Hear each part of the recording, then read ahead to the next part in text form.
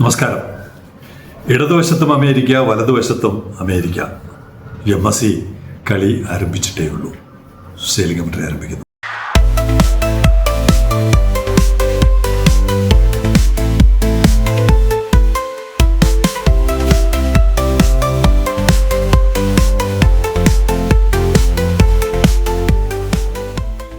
ഇന്നത്തെ വർത്തമാനം തുടങ്ങാൻ എന്നെ സഹായിക്കുന്നത് പഴയൊരു ചോദ്യമാണ്. വളരെ പഴയതല്ല, ഈ അടുത്ത കാലത്തുള്ള ചോദ്യം.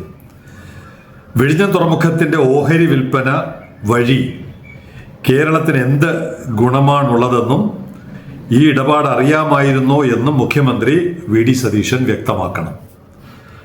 പറയുന്ന ആരാണെന്ന് അറിയാമായിരിക്കുമല്ലോ. ഇപ്പോൾ സാക്ഷാൽ ഡോക്ടർ തോമസ് ഐസക്. കോൺട്രവേഴ്സി തുടങ്ങിയ ദിവസങ്ങളിൽ അദ്ദേഹത്തിൻ്റെ ആരോപണമായിരുന്നു. ഇതിന് മുഖ്യമന്ത്രി ഒരു മറുപടി പറഞ്ഞു. അദ്ദേഹം ഈ ഇടപാട് അറിഞ്ഞില്ല. നിയമസഭയിൽ അദ്ദേഹം പറഞ്ഞു, ഈ ഇടപാട് അറിഞ്ഞില്ല, അതുകൊണ്ട് എനിക്കൊന്നും പറയാൻ പറ്റില്ല എന്ന് പറഞ്ഞു. രണ്ടാമത്തെ കാര്യം, വിഴിഞ്ഞം തുറമുഖത്തിൻ്റെ ഓഹരി വിൽപ്പന വഴി കേരളത്തിന് എന്ത് ഗുണമാണുള്ളതെന്ന് നമ്മുടെ മുഖ്യമന്ത്രി ഇതുവരെയും പറഞ്ഞതായിട്ട് ഞാൻ എവിടെയും കാണുകയോ വായിക്കുകയോ അറിയുകയോ ചെയ്തിട്ടില്ല. അതുകൊണ്ട് തന്നെ ഇതെല്ലാ കാലത്തേക്കുമുള്ളൊരു ചോദ്യമാണ്. ഈ ചോദ്യത്തിലൂടെ ഒരു വില്ലന്റെ വേഷമാണ് ഡോക്ടർ തോമസ് ഐസക്കിന് ലഭിക്കുന്നത്. കേരളത്തിൻ്റെ വികസന വരാൻ പോകുന്ന നാളുകൾക്ക് എന്താണ് പറയുക, ഭാവി കേരളത്തിൻ്റെ വികസന നാളുകളിൽ ഡോക്ടർ തോമസ് ഐസക്ക് വളരെ സംശയദൃഷ്ടിയോടെ ഇത് അപകടം ചെയ്യും എന്നുള്ള നിലയിൽ പറഞ്ഞതിനുള്ള ഒരു മറുപടി കൊടുക്കുന്നത് MSc എന്ന കമ്പനി തന്നെയാണ്. അവരവരുടെ നടപടിയിലൂടെയാണ് ആ തീരുമാനത്തിലോട്ട് വന്നിരിക്കുന്നത്. ഡോക്ടർ തോമസ് ഐസക്കിന് മാത്രമല്ല, കേരളത്തിന് മാത്രമല്ല, ഇന്ത്യക്ക് മാത്രമല്ല, ലോകത്തിന് മുഴുവനുമായി MSc ഈ ദിവസങ്ങളിൽ മറുപടി കൊടുത്തതായിട്ട് റിപ്പോർട്ട് ചെയ്യപ്പെടുന്നു. Following the recent announcement that MSc will acquire via it's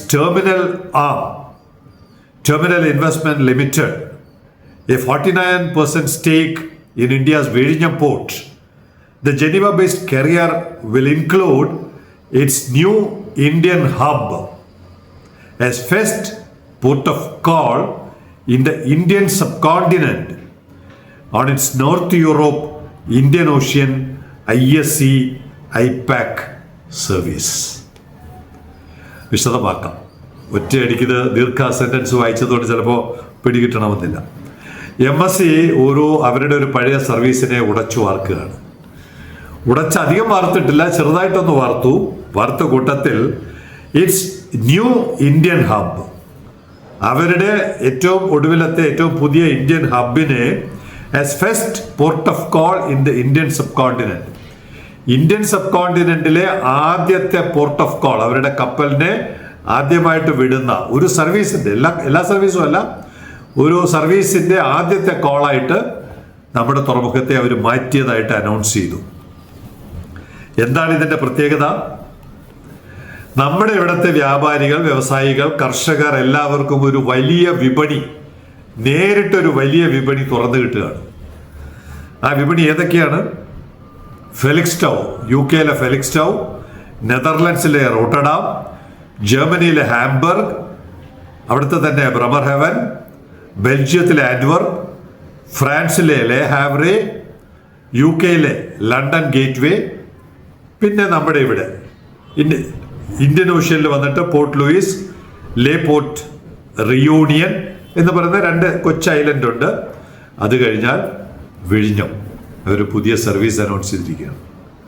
യൂറോപ്പിൽ നിന്ന് ഇത്രയും പോർട്ടുകൾ 7-8ഓളം ലോകത്തിലെ ഏറ്റവും വലിയ വിപണി അടങ്ങുന്ന പോർട്ടുകളെ കണക്ട് ചെയ്യുന്ന തരത്തിൽ ഇന്ത്യൻ സബ് കോണ്ടിനെന്റിലെ ആദ്യത്തെ പോർട്ടായിട്ട് നമ്മുടെ പോർട്ടിനെ തിരഞ്ഞെടുത്തു.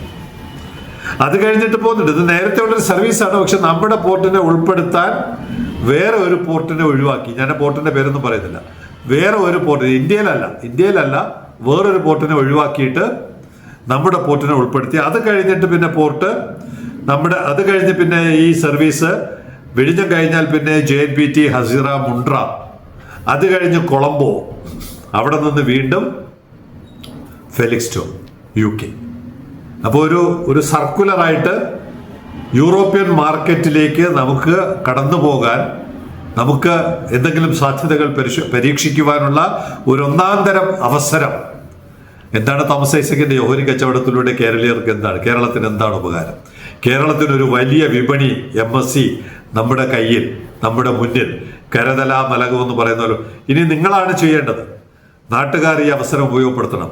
ലോകത്തിലെ ഏറ്റവും വലിയ, ആദ്യമായിട്ടാണ് ഈ ഫെലിക്സ്റ്റോ ഉണ്ടായിരുന്നു. റോട്ടർഡാം, ഹാംബർഗ്, ബ്രമർഹെവൻ, ആന്റ്വർപ്പ്, ലേ ഹാവ്രെ നേരത്തെ ഉണ്ടായിരുന്നു എന്ന് തോന്നുന്നു.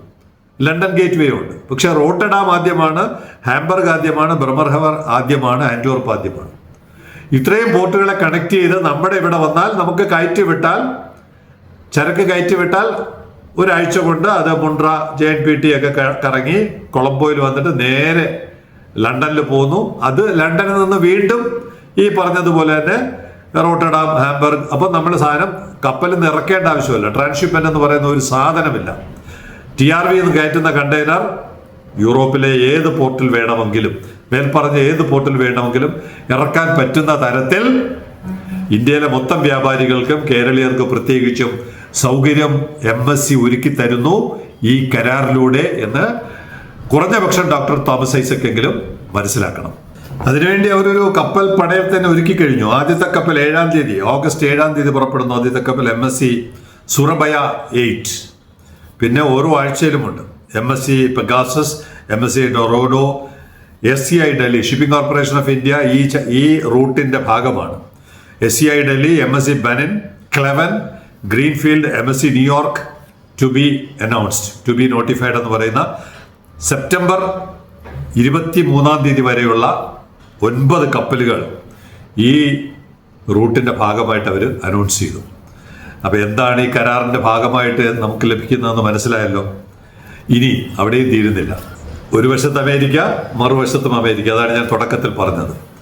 അപ്പോൾ ഈ യൂറോപ്പിൽ പോകുന്നത് വേണമെങ്കിൽ അവിടെ നിന്ന് ട്രാൻസ്ഷിപ്പ് ചെയ്ത് അമേരിക്കയിൽ പോവാം, അല്ലെങ്കിൽ നേരിട്ടുള്ള സർവീസ് വളരെ താമസിയാതെ അവിടെ നിന്ന് ഇങ്ങോട്ടുണ്ട്. ഇനി അവിടെ നിന്ന് അങ്ങോട്ടും ഇവിടെ നിന്ന് അങ്ങോട്ടും അമേരിക്കൻ സർവീസ് തുടങ്ങും. പുതിയൊരു സർവീസ് നമ്മുടെ ഇവിടെ ഇപ്പോൾ ഞാൻ പ്രസന്റേഷൻ എടുക്കുമ്പോൾ ബർത്തിലുണ്ട്. MSc ഐറിൻ വന്നത് ഷാങ്ഹായ് നിങ്ബോ. അവിടെ നിന്ന് ആദ്യമായിട്ട് സിംഗപ്പൂർ തൊടാതെ നേരിട്ട് TRVയിൽ വന്നു. ഇനി അടുത്ത ഷെഡ്യൂൾ അനുസരിച്ച് ഇവിടെ നിന്ന് നേരെ തിരിച്ച് സിംഗപ്പൂരിലോട്ട് പോകുന്നു. അപ്പോൾ ആദ്യമായിട്ടാണ് ചൈനയിൽ നിന്ന് ഒരു കപ്പൽ സിംഗപ്പൂർ തൊടാതെ TRVയിൽ വരികയും തിരിച്ച് സിംഗപ്പൂരിൽ പോവുകയും ചെയ്യുന്നത് ആദ്യമായിട്ടാണ്. അങ്ങനെയും ഒരു സർവീസ്, ന്യൂ ഫാൽക്കൺ സർവീസ് എന്നാണ് MSc അതിന് പേരിട്ടിരിക്കുന്നത്. പക്ഷെ ഇവിടെ വന്നിട്ട് തിരിച്ച് സിംഗപ്പൂരിൽ പോയി കഴിയുമ്പോൾ സിംഗപ്പൂരിൽ നിന്ന് ഒരു പുതിയ സർവീസായിട്ട് അത് ആരംഭിക്കുന്നു, സെന്റോസ സർവീസ്. ആ സെന്റോസ സർവീസ് എവിടെയൊക്കെ പോകുന്നു? സിംഗപ്പൂരിൽ നിന്ന് മലേഷ്യയിൽ നിന്ന് വിയറ്റ്നാമിലെ പോർട്ടുകൾ, അത് കഴിഞ്ഞ് ചൈനയിലെ പോർട്ടുകൾ, അത് കഴിഞ്ഞ കൊറിയയിലെ പോർട്ടുകൾ, അത് കഴിഞ്ഞ പസഫിക് കടന്ന് അമേരിക്കയുടെ പടിഞ്ഞാറൻ തീരം, കാലിഫോർണിയ, ലോങ് ബീച്ച് തുടങ്ങിയ പോർട്ടുകൾ.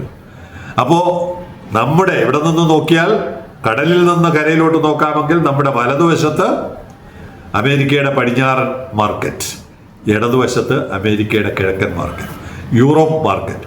ഇങ്ങനെ ലോകം മുഴുവൻ 2 കൈത്താലത്തിൽ കേരളീയർക്ക് തരുന്നതാണ് MSc ഈ കരാറിലൂടെ നമുക്ക് നൽകുന്ന നേട്ടങ്ങൾ. ഞാൻ ആവർത്തിക്കുന്നില്ല.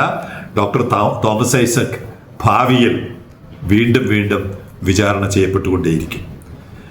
ഇനി ഇതിന്റെ തുടർച്ചയായിട്ട് തന്നെ പറയാം, നമ്മുടെ ഇവിടുത്തെ ഒരു വ്യവസായം ഏറ്റവും വലിയ ആരോപണം എന്തായിരുന്നു? ഒരു കണ്ടെയ്നർ പോലും ഇവിടെ വരില്ല.